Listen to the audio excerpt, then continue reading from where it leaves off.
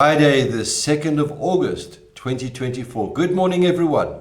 This morning's devotional is a reading from James chapter 1, reading verse 14, and it reads, "But each one is tempted when, by his own evil desire, he is dragged away and enticed." Now, temptation is something that we have to all deal with on a daily basis. But what exactly is temptation?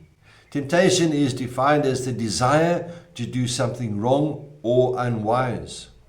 Think back over your life and you will see all the times you were tempted and see how many times that you actually succumbed to that temptation. Temptation is like fishing. You cannot just throw a hook into the water and then hope to catch a fish. You have to use something to lure the fish to that hook. And so the hook is baited. Now, a good fisherman knows what kind of bait to use and what kind of bait the different fish enjoy. And if he wants to catch a particular fish, he uses a particular type of bait.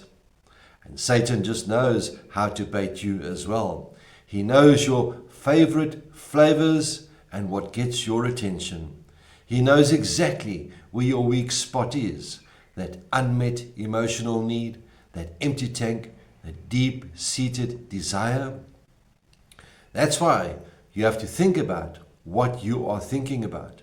The hook is sin, but the bait is whatever lie Satan wants you to believe. He knows that you are vulnerable to ideas like, if you do this, you will feel better. If you do this, it will be rewarding. If you do this, everything will be okay. He knows what tickles your fancy. Even when you know that there's a hook beneath the bait, you may still keep nibbling. Why?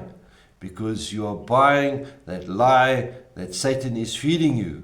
You can keep on nibbling if you think you can keep on nibbling and won't get hooked. You're grossly fooled. The idea that you won't get hurt is just another one of Satan's lies. One of the most common lies that we hear today are, whenever you are tempted, something outside of you has tempted you. Well, here's the truth. The real problem is not external, it is internal.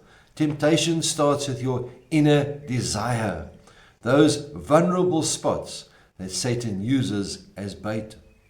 Those desires lead to sinful actions, and those actions lead to death. What you think about determines how you feel, and what you feel determines how you act. Don't get in the habit of blaming circumstances. When you are tempted, you may think you cannot help it. You can. It starts by changing the way that you think.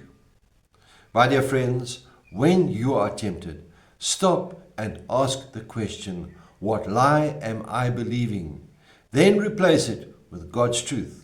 It will always lead to life. When you're tempted, face the temptation too. Turn around and run as fast as your legs can carry you, because that is the safest way to go. May the Lord be with you. May He bless you. May He cause His face to shine upon you and be with you always. Goodbye.